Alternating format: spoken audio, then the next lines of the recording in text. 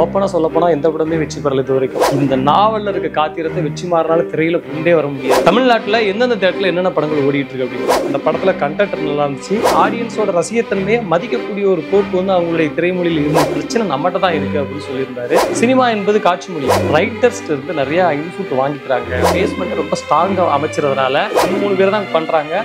அதுல முக்கியமான ஆள் யாருன்னா அந்த விஷயம் ஒன்று ரொம்ப ஸ்ட்ராங்கா இருந்துச்சு அந்த நாவல்ல. அதனால படம் அவ்வளவு ஸ்ட்ராங்கா அவரால் கொண்டு வர முடிஞ்சு. நம்மளுடைய தமிழ்ல ரொம்ப ஸ்ட்ராங்கான ரொம்ப உலுக்கி போடக்கூடிய கதைகள்லாம் நம்மகிட்ட இருக்கு. ரொம்ப பேரிடர் காலத்துல தான் தமிழ் சினிமா இருக்கு. வேற வழி இல்லாம வர்ற மாதிரியான ஒரு சூழல் இருக்கு பார்த்தீங்களா? அப்படியான சூழல் அந்த அரண்மனை மட்டும் தான் இருக்கு. இமயம் கூட ஒரு வாட்டி சொன்னார், எழுத்தாளர் ரொம்ப ஓப்பனா மேடையில அறைகூவல் விட்டுமே சொன்னாரு, நாங்க என்ன நிறையாவே கேட்டு போறோம்.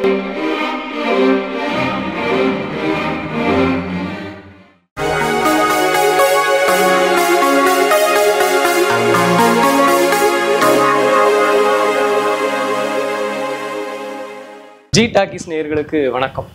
ஒரு வாரத்துக்கு முன்னாடி ஒரு பத்திரிகையாளர் அவருடைய முகநூல்ல ஒரு பதிவு போட்டிருந்தாரு. அந்த பதிவு என்னன்னா, தமிழ்நாட்டில் எந்தெந்த தேட்டர்ல என்னென்ன படங்கள் ஓடிட்டு இருக்கு அப்படின்ட்டு. புதிய படங்கள், அதாவது இப்போ வருஷத்துக்கு ரிலீஸ் ஆகிற படம் ஓடுற தேட்டரோட எண்ணிக்கை ரொம்ப கம்மியா இருந்துச்சு. ரீரிலீஸ் படங்களோட எண்ணிக்கை வந்து அதிகமா இருந்துச்சு. மலையாள படங்களுடைய அந்த படங்களோட எண்ணிக்கை வந்து அதிகமா இருந்துச்சு. ஏன் இப்படி நடக்கு? ஏன் நம்மகிட்ட வந்து இப்படி நம்மளுடைய புது படங்கள்லாம் ஏன் ஓடலாம், பழைய படம் ஓடுது, மலையாள படம் ஏன் எங்கே பிரச்சனை இருக்குது அப்படிங்கும்போது தேட்டருக்காரர்கிட்ட விசாரிக்கும் போது சொன்னாங்க. அவர் ரொம்ப அழகாக ஒரு விஷயம் சொன்னார். பிரேமுலுன்னு ஒரு படம், மஞ்சுமல் பாய்ஸ்னு ஒரு படம். இந்த 2 படத்துக்கும் எந்த ப்ரமோஷனும் பண்ணலை, ப்ரெஸ் மீட் வைக்கலை, ப்ரெஸ் ஷோ பண்ணல, சோசியல் மீடியாவில் காசு கொடுத்து பயங்கரமாக விளம்பரம் எதுவுமே பண்ணலை.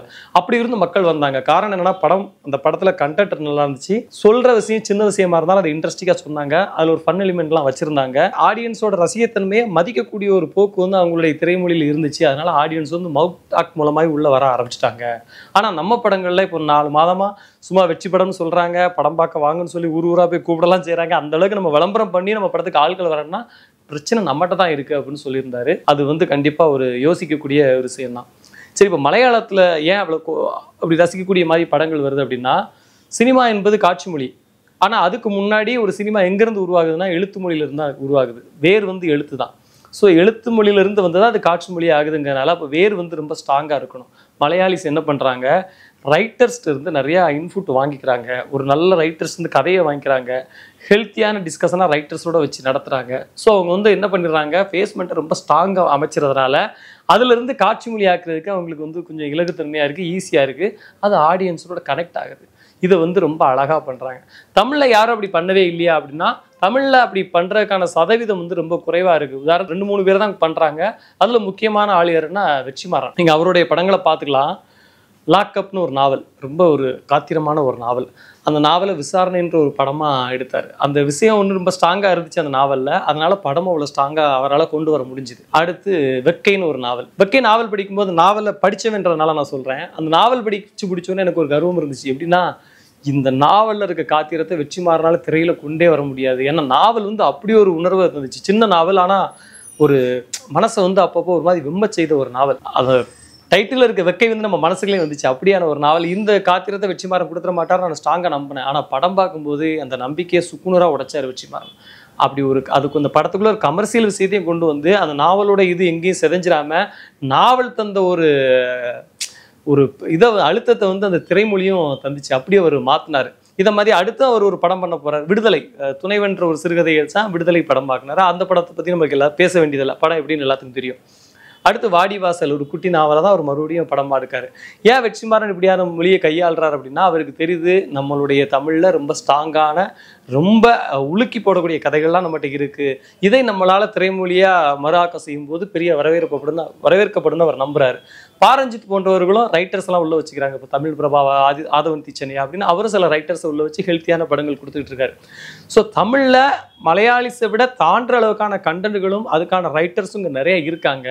அவங்களெல்லாம் கூட்டியாந்து வச்சு நீங்கள் வந்து அடிப்படையை ஸ்ட்ராங் பண்ணிட்டீங்க அப்படின்னா அந்த படம் வந்து அதுக்காக நீங்கள் அந்த இலக்கியத்தை அந்த எழுத்தை அப்படியே கொண்டு நீங்கள் வந்து ஒரு கட்டுரையை படமாக்கிற முடியாது, அப்படியே கொண்டு படமாக்கிற முடியாது. அதில் வந்து ஒரு கலைநேர்த்தி வேணும், அதை நீங்கள் செய்யணும். ஆனால் அடிப்படை ஸ்ட்ராங்காக இருக்கும்போது உங்களால் நிச்சயமாக ஓரளவு தப்பிச்சு வந்துட முடியும் அப்படிங்கிறது 100% நம்ம நம்பலாம். ஏன்னா நம்மகிட்ட வந்து அவ்வளோ காத்திரமான எழுத்தாளர்கள் இருக்காங்க. அந்த எழுத்தாளர்கள் நம்ம அரவணைச்சிக்கணும். பாருங்கள், கிட்டத்தட்ட 4 மாதம் ஆயிடுச்சு இந்த வருடம் இருந்து. ரொம்ப பேரிடர் காலத்தில் தான் தமிழ் சினிமா இருக்குது. ஓப்பனாக சொல்லப்போனால் எந்த படமே வெற்றி பெறல இது வரைக்கும். சும்மா வெற்றிகரமான அப்படின்னு நமக்கு நாமே உருட்டிகிட்டு இருக்கோம். ஆனால் அப்படி இல்லை. அரண்மனை 4 தான் ஓரளவு குடும்பங்களை ஓரளவு கொண்டு வர, வேற வழி இல்லாமல் வர்ற மாதிரியான ஒரு சூழல் இருக்குது பார்த்தீங்களா? அப்படியான சூழல் அந்த அரண்மனை 4 மட்டும் தான் இருக்குது. வேற எந்த படமே இல்லை. இது மாறணும்னா நம்மளை சுய பரிசோதனை செய்யணும். நல்ல ரைட்டர்ஸை கூட வச்சு ரொம்ப காத்திரமான கதைகளை, வித்தியாசமான கதைகளை நம்ம கொண்டு வரணும். அப்படி கொண்டு வந்தால் நிச்சயமாக நம்ம எல்லாத்துக்கும் போட்டி போடக்கூடிய ஒரு ஆரோக்கியமான சூழல் தமிழ் சினிமாவில் நிகழும். இலக்கியம் சினிமாவை மாறும்போது அது படைப்பு வந்து கமர்சியல் ரீதியாக வெற்றி பெறதுக்கான வாய்ப்புகள் நிறையா இருக்குது. ஏன்னா கதையில் நம்ம ஆளுக்கு அவ்வளோ புதுமைகள் வச்சுருக்காங்க. நம்ம உதாரணத்துக்கு சில கதைகளெல்லாம் நம்ம சொன்னால் அது பெரிய வீடியோ ஆயிரும், அதனால் சொல்லலை. சில கதைகளில் சில காட்சிகள்லாம் பார்க்கும்போது சொல்கிறதுக்கு நான் வேல்பாரிங்க நாவலில் வந்து அவ்வளோ காட்சிகள் இருக்குது. இமயத்தோட நிறைய புத்தகங்கள் அவ்வளோ காட்சிகள் இருக்குது. எஸ் ராமகிருஷ்ணனுடைய நாவல் அவ்வளோ காட்சிகள் இருக்குது. இன்னும் பின்னாடி போனால் பழைய ரைட்டர்ஸ்லாம் இருக்காங்க இல்லையா? தஞ்சை பிரகாஷாக இருக்கட்டும், ஜானகிராமனாக இருக்கட்டும், இவங்களுடைய எழுத்துக்களை கீராவாக இருக்கட்டும், இவங்களோட இதில் கூட அவ்வளோ காட்சிகள் இருக்குது. நம்ம இதெல்லாம் எடுத்து உரிய ரைட்ஸ் வாங்கி நம்ம இதெல்லாம் பண்ணலாம். இமயம் கூட ஒரு வாட்டி சொன்னார், எழுத்தாளர் இமயம் ரொம்ப ஓப்பனாக மேடையில் அறைகூவல் விட்டுமே சொன்னார், நாங்கள் என்ன நிறையாவே கேட்டுற போகிறோம், நீங்கள்லாம் படமாக எடுத்து வைக்கிற கதைகள்லாம் பார்க்கும்போது எங்களுக்கு கஷ்டமாக இருக்கே, அவ்வளோ நல்ல கதை எங்கிட்ட இருக்குது, ஏன் பண்ண மாட்டேன், ஏதோ எங்களுக்கு செலவுக்கு கூட கொடுங்க, அந்த கதைகளை எடுத்து படமாக பண்ணுங்கன்னு ஒரு வாட்டி ரொம்ப சொன்னார் ஒரு ஆடியோ லான்ச்சில். அது நிச்சயமான உண்மை. அதனால் நம்மகிட்ட வந்து ரொம்ப அற்புதமான விஷயங்கள் கொட்டி கிடக்குது. நம்ம அதை எடுக்கணும். சொன்ன விஷயத்தையும் திரும்ப சொல்லாதுங்க. ஏன்னா நம்ம தமிழோட இலக்கணமே என்னென்னா, கூறியது கூறல் ஒரு குற்றம் அப்படின்னு சொல்லுவாங்க. புதுமையான விஷயங்கள் நிறையா இருக்குது. அதை கொண்டு வந்தால் நம்ம சினிமா இன்னும் அடுத்த லெவல் நம்ம போவோம். நன்றி, வணக்கம்.